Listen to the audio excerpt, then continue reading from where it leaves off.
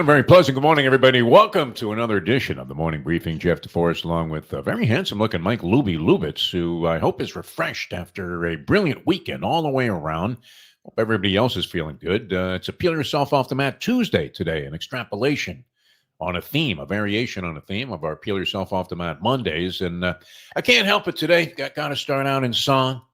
One man gathers what another man spills. Dan, dan. I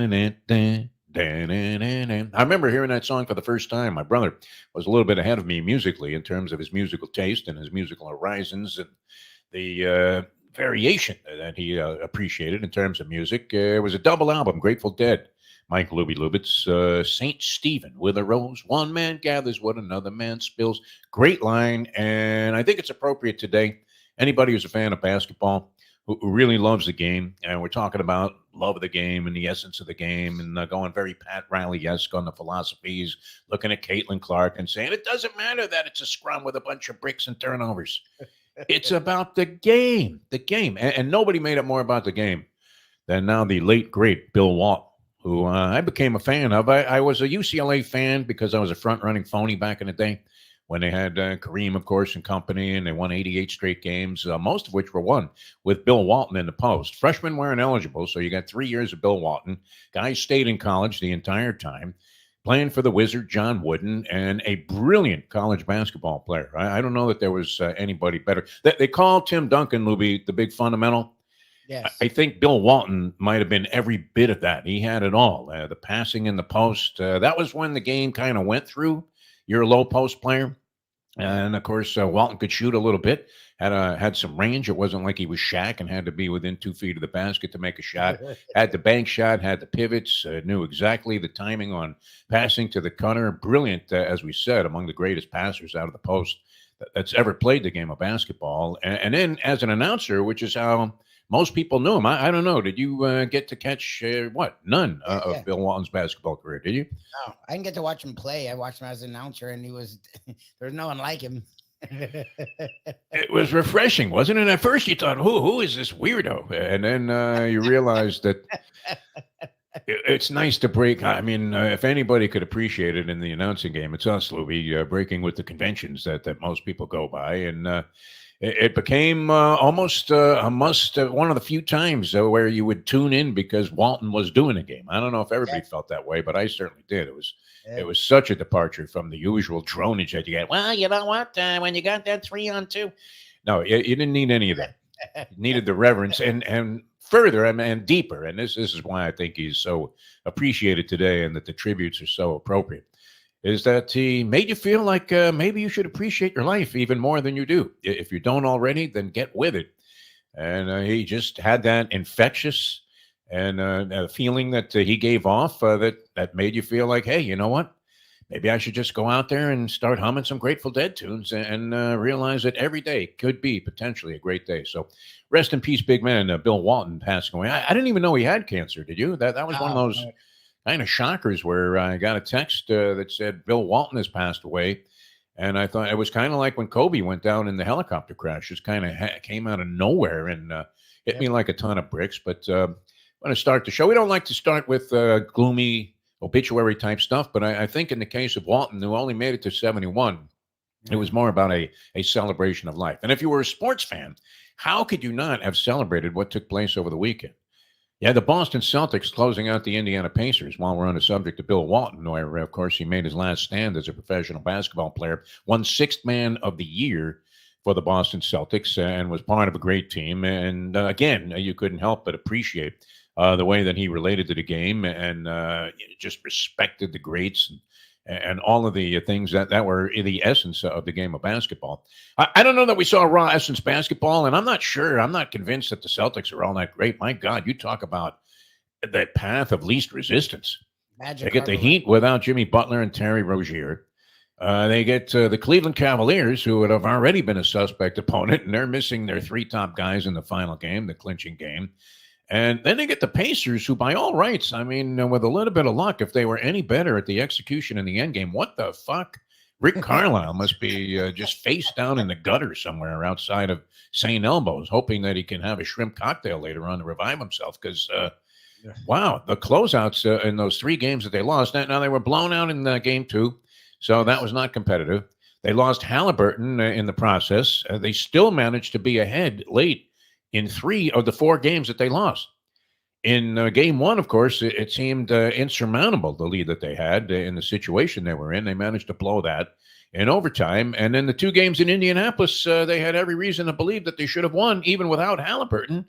And meanwhile, we're celebrating the Celtics. What is wrong with this picture, Lubie? I know you're not a big Celtic fan. They're going to have about a month off now because I think the finals don't start till June 6th. Think about that. Basketball, if the Mavericks close out the Timberwolves tonight, you have no NBA basketball action until June 6th when the finals will begin. I don't know if you're anticipating the closeout with the Mavericks tonight. That series has also been very competitive. I did think there was a possibility the Pacers could take this to a game 5. Didn't think they had much of a chance of being the first team in NBA history to rally from a 3-0 deficit. We almost saw it last year with the Miami Heat against those very same choking, all Heimlich maneuver team, the Boston Celtics. Here's one for you. I talked for years about how even though Kyle Korver was a very high percentage 3-point shooter, Kyle Korver was a kind of a journeyman, played for a lot of different teams. You remember him in an Atlanta uniform and played with Cleveland for a while and many other teams. But I never saw him make a 3-point shot. Always a little bit different form, kind of a cross between what you would normally teach and maybe a little Reggie Miller in him, the way that he hoisted the basketball. But I just never, everything was right on line. It looked like it was going in and they were rattling it out. I never saw him make a shot. And the same is now true for me with Jason Tatum. Jason Tatum, well, whenever there's a clutch situation, do you find that Jason Tatum comes up short, even though he is anointed as a superstar and among the faces of the NBA? And I'm not saying that he isn't a good player, but for some reason, I never see him make a shot in these closeout situations. It's not like Luka and Kyrie are doing with the Dallas Mavericks. So I would think this is one of the more suspect teams that goes into the NBA final round at 10-2 in the postseason, or 12-2 rather. I got them only win. They probably would have put them in if they only won 10 games out of the 3 series. And I don't know, Libby. I know you have not been convinced that Boston is that great of a team. He certainly didn't look it. I mean, for a 4-game sweep, that was as uncomfortable a 4-game sweep. I mean, it was kind of like a false bowel movement. What with the Indiana Pacers? I really got to go. And they just couldn't find a way to close out a game. It was pretty incredible. They easily could have claimed a 2-2 going back to game 5, but instead they find themselves in the streets and looking for something to do for the summer. I mean, it's crazy. Look, honestly, if anyone's watched those games, they should be up 3-1. It's a weird look, and it was what my fear was for the Pacers. Now I give them credit. I didn't even think they'd be in the game because of their youth.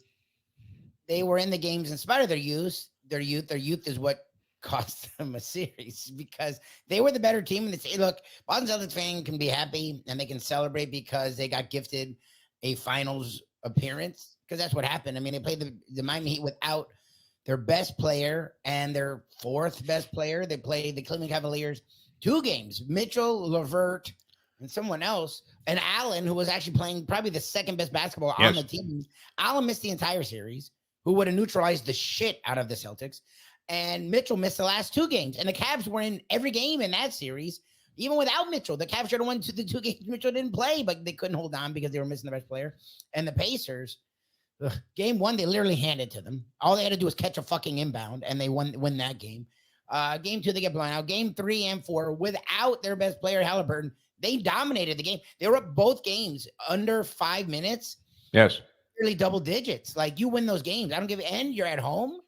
Like wasn't the Celtics resiliency. The Pacers were just young, and that's what you saw in front of in your eyes. And look, the Celtics will be in the finals. But if either the Mavs or Timberwolves can just be healthy, I think they beat the Celtics in fucking 5 games. Like, they've had such a cake route. I don't know how good they are. And people are like, well, they'll get Porzingis back.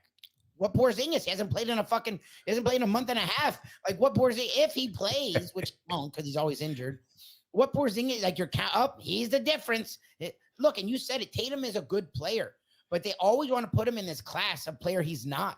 Jaylen Brown, whenever they win series, is their best player. Like, time and time again, Jaylen Brown's their best player when they win series. It isn't Jason Tatum. Like, he's a guy that the Celtics fan have beloved, and then Northeastern national media beloves. Seems like a totally decent guy too. I mean, He's like a he good guy. comes off with a classy, sort of Guy. dignified persona, very humble, low key.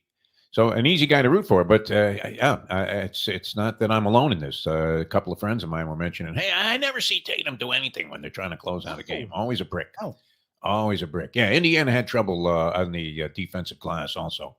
That was one of their problems all throughout. Was victimized by they were victimized by the Knicks in that category, and then once they got by that series, you still saw a lot of those late game possessions where Boston ended up with 3-4 shots at the basket, even though balls were there and plenty of chances for the Pacers to make something happen. Highlight of the weekend from the Mavs series was that Luka Doncic shot over Rudy Gobert, where Rudy Gobert actually looked like Kenny Mayne or Master P in the Dancing with the Stars. Anywhere he just breaks an ankle trying to follow his partner there. Some woman named Tanya, who just happened to be a dancer in Las Vegas for 20 years, and she's trying to guide this guy into a situation where he can actually dance, which, probably, I guess Kenny Mayne had about as much dancing ability, the ESPN sportscaster, as I did at my bar mitzvah, which was 0.0. But, that was one of the highlights. And you have two of the best closers in basketball in Doncic and Kyrie Irving, and they're doing their thing. And it's working against as Lubie stated, the upstart Minnesota Timberwolves. So possibility of a closeout tonight. Mavericks favored by 2.5 in that ball game. I don't know. We shouldn't give out any predictions on the NBA because we have no idea what we're talking about when it comes to picking these games. I have no clue. So far, I mean, my boldest prediction was burying everybody out there, and we appreciate you guys with the hate mail. It came in stacks, it came in bunches. UPS was showing up at my door, computers, just jammed with people saying, "You disgusting pig! How could you possibly give us Indiana on the money line?" In game 2 of that series, when it was the one game where they had no chance whatsoever to win. But that's the way it's been going in the NBA. Well, hockey, we got a big one tonight here in town. No, Lubie, you're not a big Sergei Bobrovsky fan. I don't know that was all Bobrovsky's fault. The Rangers have won 2 overtime games, a gritty comeback in game 3, the typical pivotal game 3. As the Panthers went down on their home ice in overtime. I don't know that you could have blamed Bobrovsky for that overtime goal. I mean, it hits the guy in the flush in the middle of his stick, and it goes in. What can you do? Shesterkin was brilliant, even though he gave up 4 goals in the game. It was a wild bloodbath of a hockey game, as has been the case in the West with the Dallas Stars, who now lead in their series over the Edmonton Oilers, down 2-0 after the first period and getting dominated. The changes, the 180-degree momentum shifts in hockey between periods make you wonder if Victor Conti isn't visiting the locker room between periods.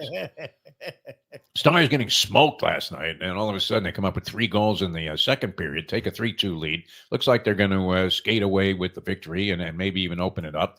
And instead, Edmonton comes back, ties the game, only to see the Stars emerge. And remember, it was a while back right here on this program, we were talking about some handicapper that we thought was out of his mind, where he was telling you to bet the Stars to win the Stanley Cup when they were down 0-2. What was that, the Las Vegas Knights in the first series? Opening round, they're down 0-2, having lost the first 2 at home. And I'm reading this guy's advice, some hockey handicapper, and he says, bet them now to win a Stanley Cup. Now's the time. It wasn't the time before they got down 0-2. Now's the time to unload. And as it stands right now, this man looks to be pretty prophetic. As the Stars now in a 2-1 situation with Edmonton. Doesn't guarantee they're going anywhere further than this series, but if they do, they'd be in the Stanley Cup final. And then you have the magic question that you have to confront, Lubie. To hedge or not to hedge? That's the question. You would have gotten a pretty hefty price on the Dallas Stars to win the.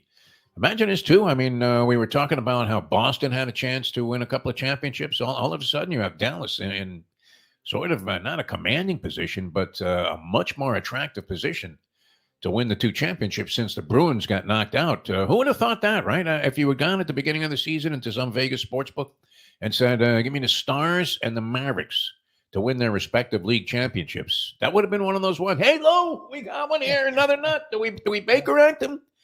Yep. And find themselves in a fairly interesting position. But, wild weekend all the way around. So what you feeling tonight? Panthers and the Rangers. Rangers, you're getting a pretty good price. I was just reading some analysis saying go ahead and stick with the Rangers. I'm not sure. The Panthers so badly outplayed the Rangers in the third period of that game and still lost.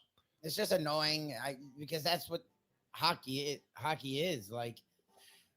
The Panthers have dominated all but one game in one period of the entire playoffs, and they gave up 2 games to the Bruins, and they gave up 2 games to the Rangers. Like the Rangers, the Rangers game 3 dominated that first period, but the Panthers dominated every minute after. Even overtime, the Panthers had like 5 scoring chances in the first 5 minutes. The Rangers had 1. The Rangers didn't touch the puck the whole fucking overtime. And the first time they have an offensive possession, it didn't even look like a scoring opportunity. It just looked like a stupid ass throw in, and everyone was just standing there watching. And the guy, It's a guy who hasn't scored all season. I think he had 1 goal. He's like becoming a Ranger. I was like, what the fuck?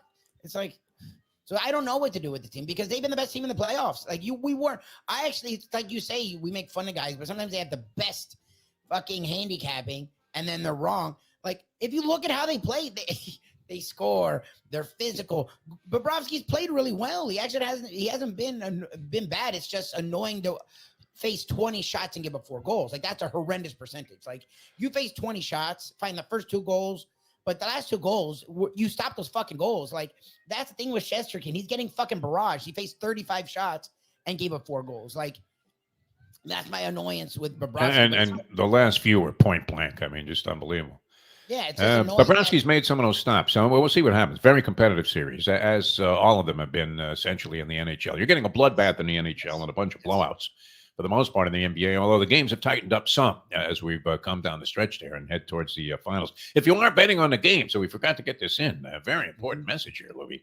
BetOnline is your number 1 source for the NBA and NHL playoffs. Very exciting so far this season. Every stat, every matchup, and even live odds while the games are being played. I love that, by the way. I really do. It's something. Middle of the third period, team's down 2 goals. You go ahead and you re-up. That's the time to unload, like we said with the Dallas Stars. When the game's over, head on over to our online casino and get in on a game of blackjack or poker or unwind with one of our over 150 slot games. Head to the website today to get in on all the action. Don't forget to use the promo code BELIEVE. That's BLEAV. For your 50% welcome bonus on your very first deposit. Bet online. Hey, that's pretty good. You put in $1,000, you put in a dime, you get $500 back, right? Bonus money. 50% bonus on your first deposit. Bet online. The game starts here. All right, a couple of other things real quickly. Angel Hernandez. I remember I had an interview with Angel Hernandez. He actually came on a television show I was doing. We had a live show on a Sunday night. Angel Hernandez was a rookie umpire. I believe he hailed from Hialeah, Florida, and that's why he was available. Come on the show. We thought, wow, local guy, minority. This is a step forward from Major League Baseball. Angel Hernandez, I remember him being seeming to be a pretty decent guy. One of the most despised umpires or officials in any sport. Would you agree? Angel Hernandez. Nobody liked this guy. The fans hated him. The players hated him. Baseball managers hated him. Baseball executives hated him. A lot of suspect calls. Not even suspect. I mean, just blatantly bad. And what was that strike zone that Angel Hernandez was using? Huh? Balls, literally. I mean, they'll be 3 feet outside. And you're asking yourself, who is paying this guy to make these calls? Constantly immersed in controversy with a lot of calls that came beyond the scope of even being in question. They were just flat out ridiculous. So kind of an abrupt retirement, huh? Where he now is officially retired. It was announced after the fact, even though the season is in progress. 62 years old. Is that too old to be an umpire? I guess when you come with a German Shepherd on a little, one of those, kind of solid leashes there, maybe it's a bad sign that you shouldn't be umpiring. And then a strange story, this Grayson Murray in the PGA. He's in the tournament. What was that, on Friday? Withdraws, says he wasn't feeling well, and then ends up committing suicide. So you can't, no matter how many times people emphasize this, and mental health, not an easy thing to spot and treat and deal with, and yet it's something that people have to be very conscious of.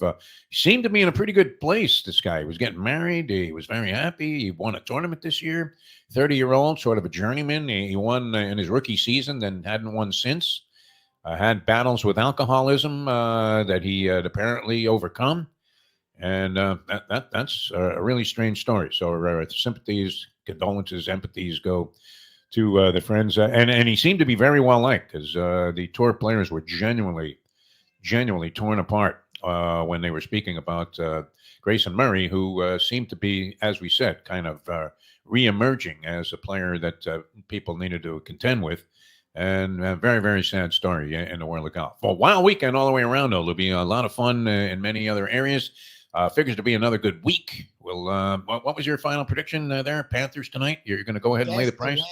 I guess they win. I mean, they finally are facing desperation. You can't go down 3-1, especially in a series you've totally fucking dominated all but one period. I'm going to go Wayne Gretzky on you here. I noticed a consistent pattern when you're talking about your man Bobrovsky, who the Florida Panther fans wanted to throw into the Florida Straits on a rubber raft and send him to Havana after his first year here as a free agent. Does he always get beat high over the shoulder? It seems like that's where you have to go with Bobrovsky. Yeah, anything you put up high, he struggles with. If it's down there around the ice, no problem. He gobbles it up like he was Pac-Man. But other than that, I mean, you see all these goals where does he have that take back that he had? That's not a good thing. I don't know. I don't have any confidence in them. The funny thing is they played well. They got down. They 2-1. They tied it right up. They've been very aggressive. They can't put it in the net consistently, and the other teams can. It's fucking annoying. That was a killer though when they got the 4-minute penalty, and then the Rangers scored. Opened it up, made it 4-2. The Panthers came right back, tied it up at 4-4, and the next thing you know, they're down 2-1 in the series with that overtime goal. A fluke goal, too. Who was that, Harvey Weinstein in front of the nets? Or some Jewish guy? I don't even know. All right, so we have to get out of here. A lot of fun being with you. Thanks so much for being with us here today. Getting another week started. Should be a lot of fun as we're almost, heading into June this week. Yeah, that's incredible, man. Time just flying by. Thanks so much for being with us. It flew by being with you today. For Mike Lubie Lubitz, I'm Jeff DeForest. Dead songs all day long, playing in my head in honor of the late, great Bill Walton. Thanks for tuning in to today's edition of the Morning Briefing.